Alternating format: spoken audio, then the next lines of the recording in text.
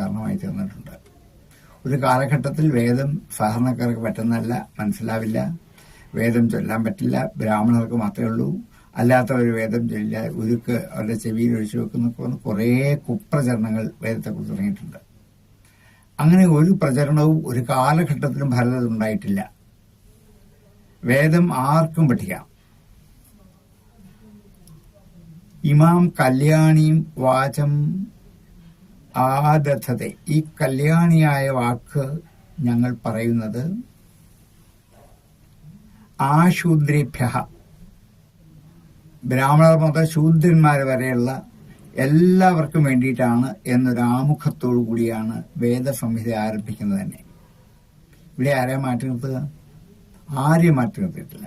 ഇടക്കാലത്ത് ആരോ കുപ്രചരണം ചെയ്താണ് വേദം എല്ലാവർക്കും പഠിക്കാൻ പറ്റില്ല, ബ്രാഹ്മണർക്ക് മാത്രമേ പറ്റൂ, സ്ത്രീകൾക്ക് പറ്റില്ല, മറ്റുള്ളവർക്ക് പറ്റില്ല.